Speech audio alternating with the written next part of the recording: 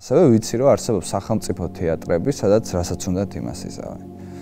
Შეუძლიათ ძალიან ადვილად, ვინც არ ეთანხმება, გაუშვან სამსახურიდან და მოიყვანონ იქ ციხის ბადრაგები და იმათ დაადგმევინონ სპექტაკლი. ხა თუ ამას მუზეუმებში ვხედავთ, რომ ასე ვთქვათ, ინიშნებიან რა ვიცი, პენიტენციალური სამსახურის თანამშრომლები მუზეუმის ხელმძღვანელებად, მაშინ რატო არ შეიძლება ეს მოხდეს თეატრში ერთჩვენიერ დღეს. დღესდღეობით, სადაც სპეცდანიშნულების რაზმი არის გამაგრებული თეატრის ეზოში ან უნივერსიტეტში, უკვე სულ არაფერი აღარ გამიკვირდება, რომ სხვადასხვა ძალით მიაღწიონ იმას, რომ საერთოდ დადუმდეს ყველა. ამიტომ აი ამ დუმილის წინააღმდეგ უნდა გავილაშქროთ სინამდვილეში და დღეს სწორედ ამას ვაკეთებთ. და რაც არ უნდა შეჯერდეს დღევანდელი დე-ფაქტო ხელისუფლება, ყველაფერი მუშაობს აბსოლუტურად მხოლოდ და მხოლოდ პროტესტის გასაძლიერებლად საზოგადოებაში.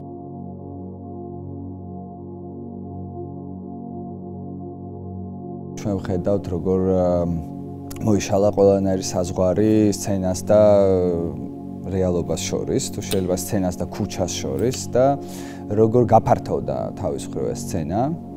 და პრინციპში შემიძლია ვთქვა, რომ დღეს, როცა თეატრი გაფიცულია და გაფიცულია ბევრი მიზეზის გამო, მათ შორის ერთ-ერთი მიზეზი არის ნამდვილად სწორედ თავდასხმა გამოხატვის თავისუფლებაზე, რომელიც ხორციელდება და ეს სივრცე, ანუ თეატრი, სწორედ იმის სივრცეა, რომ შეამოწმოს გამოხატვის თავისუფლების ხარისხი საზოგადოებაში. აკრძალულია მაგალითად სიყვარულის პროპაგანდა და დაკანონებულია სიძულვილის პროპაგანდა. ანუ სრულიად ხდება მათ შორის, რა ვიცი მე, ქრისტიანული მორალის ამოყირავება. ყველანაირი მორალის ამოყირავება.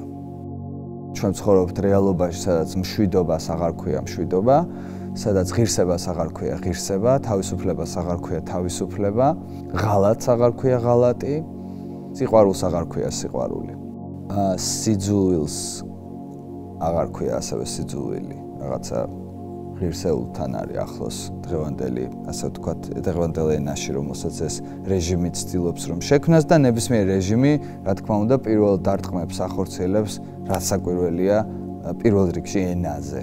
როცა ვხედავთ ამ საფრთხეებს ყველაზე ბრუტალური ფორმებით მანიფესტირებულს ეგრეთ წოდებული ხელისუფლების მხრიდან, ძალადობრივი ფორმებით გამკლავებას ალტერნატიულ აზრთან, შიშის დანერგვის მცდელობებს, ყველანაირი ფორმით შეზღუდვის მცდელობებს, დღეს გაფიცული თეატრი, კონკრეტულად სამეფო უბნის თეატრი, შეიძლება ითქვას, რომ გაიფიცა როგორც ორგანიზაცია, მაგრამ იმ ფუნქციას და იმ როლს, რომელიც მას საზოგადოებაში ჰქონდა დღეს მაინც აგრძელებს, უბრალოდ აგრძელებს სხვა სიბრტყეში. ჩვენ ყოველთვის მაყურებლის გვერდზე ვიდექით, ყოველთვის მაყურებლის ხმას ვაჟღერებდით სცენიდან, ყოველთვის ვაძლიერებდით მაყურებლის პროტესტს და ახლა სხვა ფორმით ვაგრძელებთ მაყურებლის პროტესტის მხარდაჭერას, მათ გვერდზე დგომას და მათი ხმის გაძლიერებას.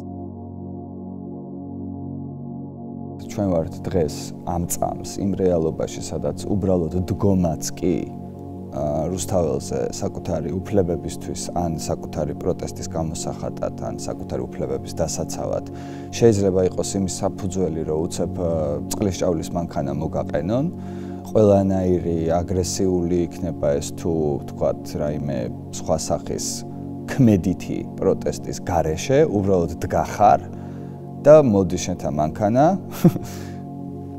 ქალისწყლით გეუბნება, რომ უნდა დაიშალო და შემდეგ პრაქტიკულად აზიანებს შეჯაბრთელობას.